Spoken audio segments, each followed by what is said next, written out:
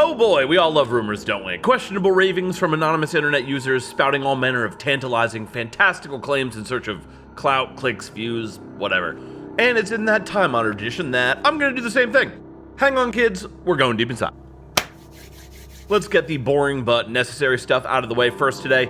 The saga of Microsoft and Activision Blizzard just went left in a big way.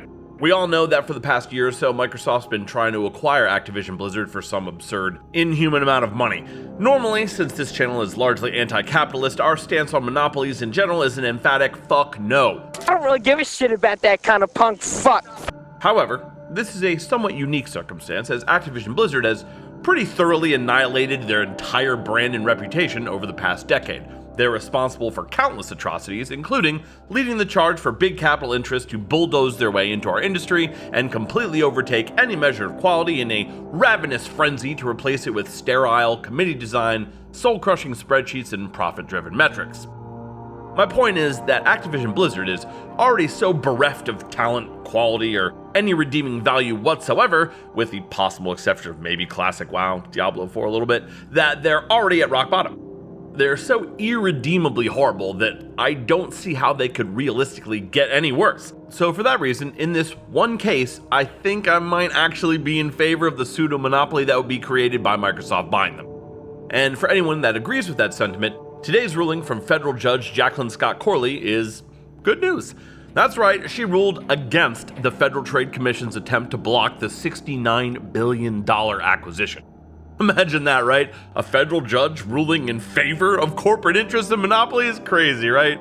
So unexpected, much shock, so surprise, wow.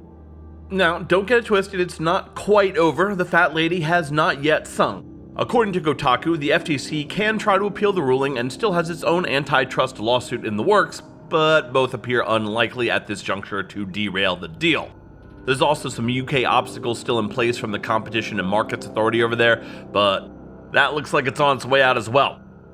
For people interested in Blizzard's IPs being rescued from the dumpster fire that they're currently burning to death in, this is actually good news. Many believe, like me, that acquisition by a slightly more customer-friendly company like Microsoft, who will likely force Blizzard to suck just a little bit less, is their only hope of salvation. That is all relative, of course. Microsoft could probably only be considered more customer-friendly if you're comparing them with an even more monstrous corpo meat grinder like Activision Blizzard, so keep that in mind. As with all things, this is a double-edged motherfucker. It's certainly a sign of the times that a nightmarish dystopian monopoly is the only chance left to salvage a once-beloved developer like Blizzard. Is this what passes for good news these days? Good God. Let us know what you think in the comments. Moving on, we've got some further developments in the ongoing saga of the world's most frustrating game of will they won't they, courtesy of Nintendo and the upcoming Switch successor. That's right, it seems the Switch 2 rumor mill is getting fired up again a little early this year, giving us two rumors to go over. The first comes from the single most reliable source for this kind of stuff, 4chan. I, as well as most of you, probably would prefer to never have to see anything from this website for any reason. Leaks from there have a tendency to be accurate a lot, so I think it's worth mentioning at least for fun. Here's the post. Anon here states that the new Switch will be called the Switch Wonder. Sidebar, that name sucks. It needs to be called the Super Nintendo Switch. I will tolerate nothing less. It will drop on October 20th this year and cost $400 for the 64 gig version and $500 for the 256 version. Super Mario Wonder will be a pack-in. Now, that game looks awesome, no doubt, but that's an L. The next Switch requires, and I mean requires, a new 3D Mario game, ideally Odyssey 2 or something similar.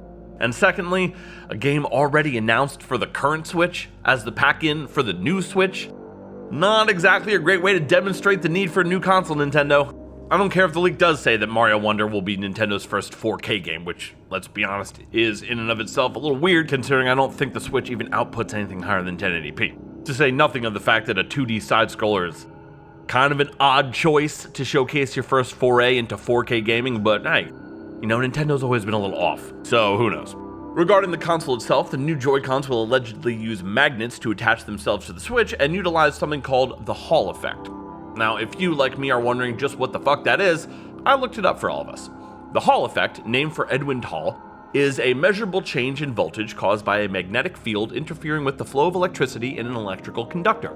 Hall effect sensors and joysticks use permanent magnets and an electrical conductor that never physically touch. As the magnet moves relative to the conductor, the change in voltage is measured and translated into positional data. Since there is no physical contact between the two components, the sensor should not wear out at the same rate compared to potentiometer sensors. The goal apparently is to have thumbsticks that are mostly immune to drift, that aren't susceptible to dust, dirt, moisture, and other similar issues that plague potentiometer sensors. Apparently these are in use in a few devices already, most notably in Steam Deck upgrade kits. Cool, right? Seems like it, but after doing some digging, I found people saying it's actually patented by a Chinese company that charges untenable prices to license it to Western or non-Chinese companies, but I couldn't confirm, so take that for what you will. The leak goes on to state that the Switch 2 will rock a 900p screen this time, wow. Both front and rear facing cameras and a new Pro controller with a small touchscreen because, sure, touchscreen. Additionally, the dock will work without a Switch connected, that's kinda cool, but only to look at your game catalog, Switch eShop apps like YouTube, Hulu, whatever. Interesting stuff, lads and ladies, what do you think? Is the non on the money here, or is this just more the standard slop that you'd expect to hear from 4chan, only slightly less racist? You decide. The other, far more believable but much less interesting Switch 2 rumor comes from the people over on the Famiboards forums, or at least it looks that way. I've seen some people claiming this originated on 4chan as well, so who knows. This one simply claims that the Switch successor is far enough along or close enough to release to appear under the NX2 codename on the Switch developer portal. If you guys remember, the original Switch used the NX codename. People have run image forensics on this with inconclusive results. Other people have claimed this is merely an example of the classic inspect element trick, and still more have claimed that they've seen it on the dev portal as well and it's legit. Whether or not this is true, who the fuck knows? It seems likely since we know that 1, a Switch successor is definitely in the works, 2, that the original used the NX codename, so a follow-up being called NX2 is not hard to imagine, and 3, it's almost certainly coming out in the next year or two, so the timelines match up at least.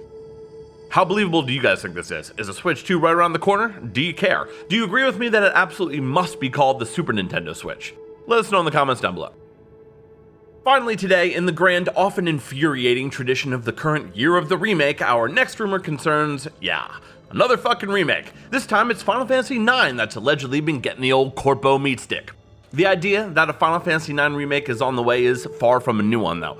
The existence of this particular nugget of potential childhood desecration first broke as part of the now famous GeForce leak from September of 2021, in which a list of a fuck ton of unreleased games was found buried in the code of a GeForce Now client. As many of you undoubtedly know, lots of games that have since been released or proven to be real were on that list, including but not limited to ActRaiser Renaissance, the Destroy All Humans 2 remake, God of War PC, and the GTA Remastered trilogy. This obviously lends the potential of an FF9 remake decent credibility right off rip.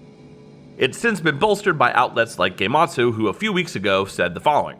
While Final Fantasy IX Memoria Project is only a fan proof of concept that will not be released as a playable product, Gematsu understands that an actual Final Fantasy IX remake by Square Enix is currently in development. Sidebar, the FF9 Memoria Project is fucking insane. Definitely check that shit out if you haven't seen it, it's incredible. In addition to Gematsu and a few other industry insiders, journalist Jeff Grubb has also adamantly claimed that the Final Fantasy IX remake is indeed real, and it's here that we pick up the story today. Lots of people got understandably hyped just a few days ago when Grubb seemingly chimed back in on the issue to drop a few more details and hints. MyNintendoNews.com had the story saying the following. Gaming journalist and insider Jeff Grubb has reiterated claims that Final Fantasy IX Remake is in active development, though he said that the remake of Final Fantasy IX cannot compare to the scale of Final Fantasy VII Remake, and says that a better analogy would be the difference between Final Fantasy VII Crisis Core and Final Fantasy VII Remake.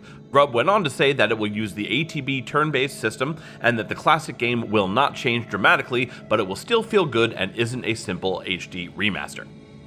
Well, fuck, bitch. Turn-based battle system? I'm pretty sure I was not alone in assuming that those days were gone for good. Can't compare to the FF7 remake? Well, thank fucking God for that. Game won't change drastically, but it's also not a simple low-effort HD remaster?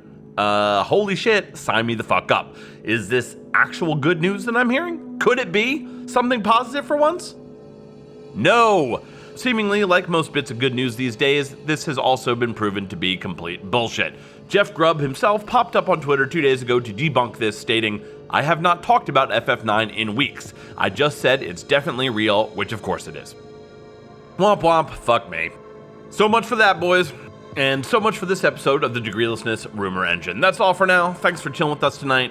We love you today. We love you all the way. This episode ran a little long, so I'm not sure if there will still be a Friday episode this week. Depends on the news cycle. You'll have to stay tuned to find out. 420 Blaze it. Catch y'all next time. Yup, woke up, smoke up, blunt, then I pass out. Pass out. Woke up, what up, smoke up, blunt, then I'm back down. Back down. What? Yup, woke up, smoke up, blunt, then I pass out. Pass out.